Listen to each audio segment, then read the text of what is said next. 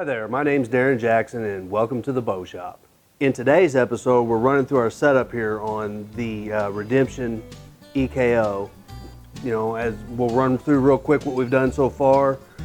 We've put on our V-Con rest, got our knock set, got our D-loop tied on, and we've got our adjustable sight on and ready to go.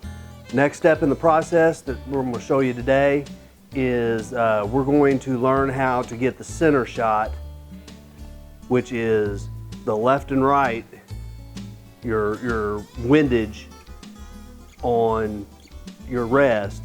Get your center shot set up correctly, along with, if you remember in the episode with the setting the knock set, along with the elevation. We'll refresh your memory on getting your elevation center shot set, and then we'll go through on how to get the center shot set for your windage, which is your left and your right, and that's about it. That's what we're gonna do for this episode.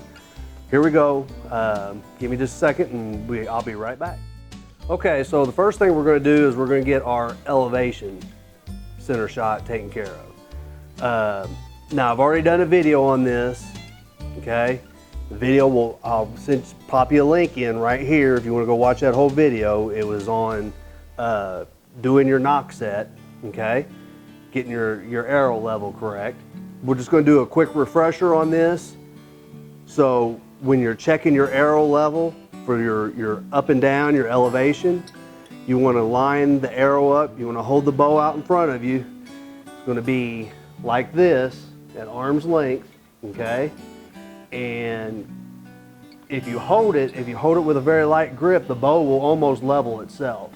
So just kind of hold it somewhat level, okay? And then we want to check to make sure that the arrow goes equally through the burger button holes right here, okay? Now, there's a lot of controversy about whether the arrow is supposed to be above the burger button holes, below, right through the center. It doesn't matter as long as your fletching's not hitting, okay? As long as you're in the general vicinity. It seems like my rests always end up where the bottom of the holes are covered, where I can't see them on my arrow, but I can see the top of the holes. Probably about, if I had to guess, less than a third of the total width of the hole. That's where all my bows generally end up when I set them up. That's how they end up being. But there's no hard and fast rule. I'm sure the manufacturers have their own rules on that, or their own guidance. But for the most part, you just want to make sure that you have equal spacing across both of the holes, okay? So that the arrow is level. So that's all there is to getting your elevation level correct. And we're going to move on to the next step, which we're going to get our windage correct, okay? And our windage center shot is just like I said, it's the left and the right, okay? Either side.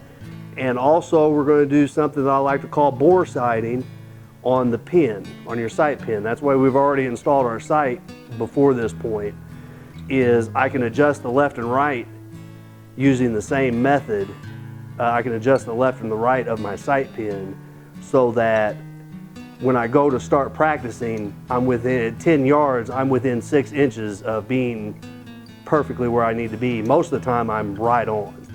So let's move on to the next step and then I'll show you how that's done.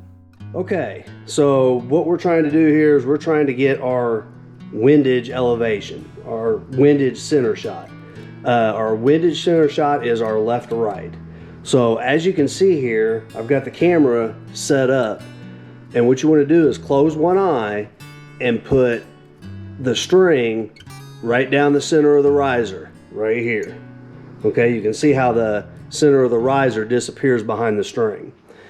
And then what you'll notice is that the arrow right here, if you look down the shaft of the arrow is sticking out to the left of the riser, or to the left of the string.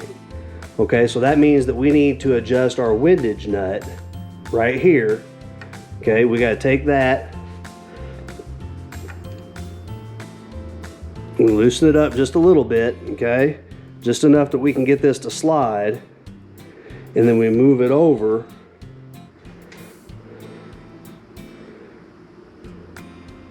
I moved it over just a little too much. Let's go back just a hair. Okay, and now you can see, now we're going to tighten that back up because I got it centered. So we're going to gently tighten that up. Okay, so now you can see that with the string lined up with the center of the riser, the arrow disappears behind the string the whole length of the arrow. That's the easiest way to get your center shot done, and you know that with the arrow being such a long straight edge, you know that that is going to be pretty daggone close to being exactly centered for your left and your right. Now, another thing we can do while we're in this position, this is why we've already installed our rest, is you'll notice that the sight pin is also just a little bit off to the left of the string. So let's go ahead, and this, I like to term this as bore sighting. Okay, I know it's not really bore sighting, but I've termed this as bore sighting the sight, so you can, when you start shooting, your left and right is going to be really close, like within 6 inches at 10 yards. So what we do is there's a nut up here in the front on this particular sight. We just loosen that up. There we go.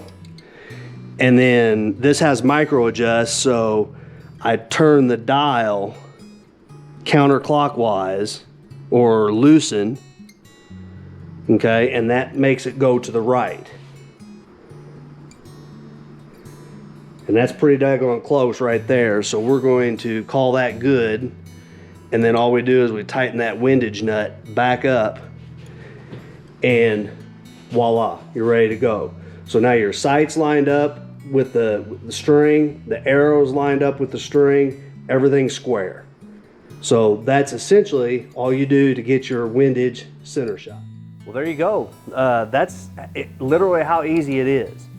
Now, manufacturers' recommendations, some manufacturers are going to say it needs to be an 1/8 inch to the left or the right or something along those lines. You know what? I've set up all the major dealer bows and some of the off-brand bows through my entire career working in the bow shop, and I've always used this method, and this method gives me true arrow flight 99% of the time. Okay, if you want to follow the manufacturer's guidelines, feel free. I know Hoyt was a little different. I can't remember what it was, but I always set them up dead center and then shot them and saw how the arrow flew from there. So, you know, you do how you want to do it, but this method has always been tried and true for me, and I'm sure it'll work great for you. And, you know, like I keep saying, being able to do this without hardly any tools, if you have bad arrow flight, if you're out in the middle of the woods, on a backpack trip, out hunting elk in Colorado, wherever you can't get down off the mountain to go to a pro shop, you know, or it's going to take you hours to do so, this is a really good way to make sure everything's working good, working fine, and you don't have to worry about it. So once again, I can't stress enough how much this is going to make your life easier if you learn how to do this stuff. And if you want to get the tools, get the tools. You know, there's a bow square out there that'll get your elevation, you know, perfect, just like using a square on a piece of wood. They make a bow square that has a combination laser sight in it that helps you line up to get your left and your right in. You know, if you want to get that stuff, get it. You know, there's no problem with that. But I'm just trying to show you how to do it without having to spend a bunch of money on the tools. Because I know when I bought one of those laser sights 10 years ago, and I know I paid like 100, 120 bucks for it, and that was 10 years ago. So, you know, and I've used it twice, ever. So anyway, that's what I got for you. And, you know, hey, I hope you enjoyed this video. Once again, hit that subscribe button right over there, okay? You'll get to be able to see the rest of this bow setup. Go check out the other videos. You know, we've started from scratch on this Redemption EKO, and you'll be able to see exactly what I've done up to this point and see how actually easy it is for you to set up your own bow. So give me a thumbs up, leave me a comment down below. Until next time, thanks for watching.